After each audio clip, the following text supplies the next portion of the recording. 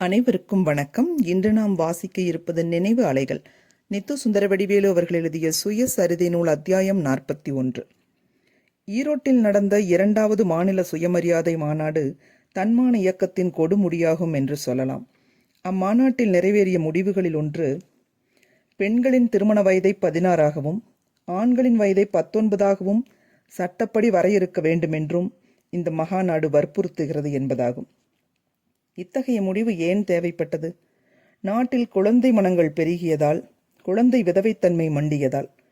60 ஆண்டுகளுக்கு முன்பு பெரிய இந்து கோயில்களில் பொம்மலாட்டம் நடக்கும். அத்தகைய பொம்மை கூத்து வெளியிலும் பரவிற்று. ஊர்தோறும் தெருதோறும் ஒரு வகை பொம்மை கூத்து மிக தாராளமாக நடந்தது. எவ்வகை பொம்மை கூத்து? பெரியவர்கள் சின்னஞ்சிறுவர்களையும் சிறுமிகளையும் மணவரையில் உட்கார வைத்து வேடிக்கை காட்டி அவர்களுக்கு மனமுடித்து மகிழும் பொம்மை கூத்து அக்கால இந்து சமுதாயத்தின் உயிர் மூச்சாக இருந்தது. இதை தடுக்க வேண்டுமென்று முற்போக்கு சிந்தனையாளர் சிலர் வாய்ப்பு கிட்டிய போது பேசினர், எழுதினர்.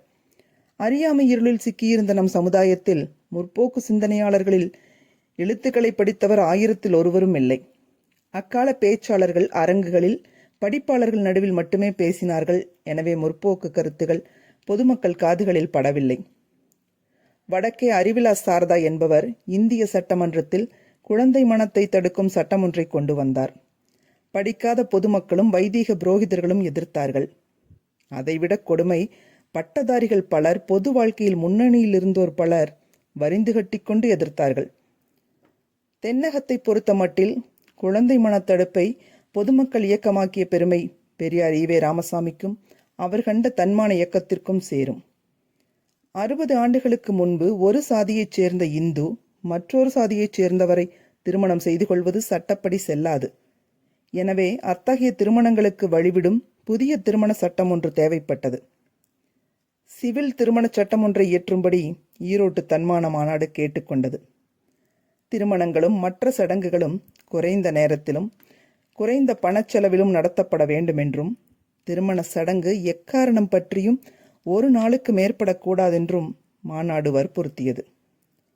சமய நம்பிக்கைக்கு சமய பழக்கங்களுக்கு எதிர்ப்பாக இராத இதையாகிலும் தமிழர்கள் செயல்படுத்தி இருந்தால் வறுமை கோட்டிற்கு கீழே இருப்பவர்களின் எண்ணிக்கையில் தமிழகம் முதலிடத்தை பிடித்திராது.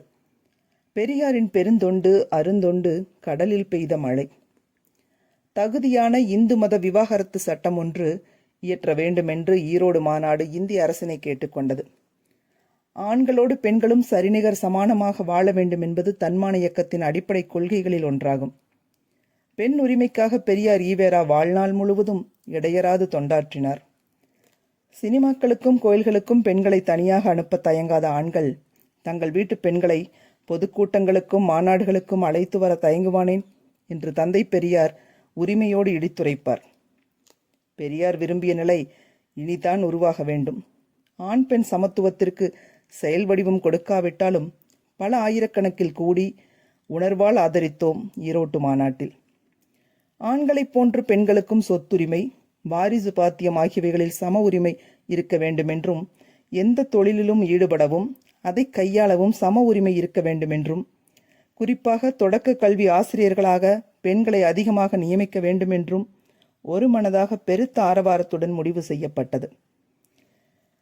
இந்நாட்டு மக்களின் வறுமையை போக்கி அவர்களுடைய பொருளாதார நிலைமையை சீர்படுத்த குடியை ஒழிக்க வேண்டும் என்பது தேவை என இம்மாநாடு கருதுவதுடன், பூரண மதுவிலக்கை கொண்டு வர அரசும் மக்களும் தகுந்த நடவடிக்கை எடுக்க வேண்டுமென்றும் இந்த மாநாடு கேட்டுக்கொள்கிறது. இது ஈரோட்டு மாநாட்டு முடிவுகளில் ஒன்று. இதை நிறைவேற்றிய பல்லாயிரவர்களில் ஒருவனாக நானும் இருந்ததை பற்றி மகிழ்ச்சியும் பெருமிதமும் கொள்கிறேன். மதுவை தொடாத தன்மான இயக்கத்தவர்களில் நானும் ஒருவன் என்பதால் மட்டுமல்ல, தொடக்க கால தன்மான இயக்கத்தவர்களில் விரல் விட்டு எண்ணக்கூடிய சிலரை தவிர மற்றவர்கள் மதுவை தொடாதவர்கள். விபச்சார தடை மசோதா ஒன்று கொண்டு வந்து நிறைவேற்றியதற்கு இம்மாநாடு சென்னை சட்டசபையை பாராட்டுவதுடன் அச்சட்டத்தை உடனே அமலுக்கு கொண்டு வர வேண்டும் என்றும், அரசினர் தாராளமாக மானியங்கள் அனுமதித்து பெண்கள் பாதுகாப்பு விடுதிகள் ஏற்படுத்த வேண்டுமென்றும் கேட்டுக்கொள்கிறது. இது ஒரு முடிவு. எவ்வளவு தொலைநோக்கோடு பாதுகாப்பு விடுதிகளை ஏற்படுத்த சொல்லியுள்ளார்கள்! நம்மவர்களின் அன்றாட வாழ்க்கைக்கு தேவையான சாலை, குளம், கிணறு, கோயில் முதலியவைகளில் சம உரிமை இல்லாமையை சுட்டிக்காட்டி அவ்விடங்களில் சுயமரியாதை நிலைநாட்ட சாத்வீக முறையில் சத்தியாகிரகம் செய்ய வேண்டுமென்று முடிவு செய்தது. அதற்காக ஒரு குழுவையும் நியமித்தது ஈரோட்டு மாநாடு. மேற்படி சத்தியாகிரகத்தை ஈரோட்டில் தொடர்ந்து நடத்த முடிவெடுத்தது. அதோடு இளைஞர்களை சத்தியாகிரகத்திற்கு ஆயத்தமாகும்படி கேட்டுக்கொண்டது. எந்த பொதுக்கூட்டங்களிலும் தொடக்கத்திலாவது முடிவிலாவது ராஜ வணக்கம், கடவுள் வணக்கம், தலைவர்கள் வணக்கம் ஆகியவை செய்யும் காரியத்தை விட்டுவிட வேண்டுமென்று இளைஞர் மாநாடு முடிவு செய்தது. 1930 வெள்ளையன் ஆண்டான் என்பதை நினைவுபடுத்திக் கொள்ளுங்கள்.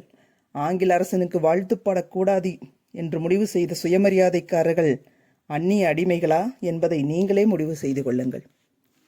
தொடர்வோம். அலைகள் ஓய்வதில்லை.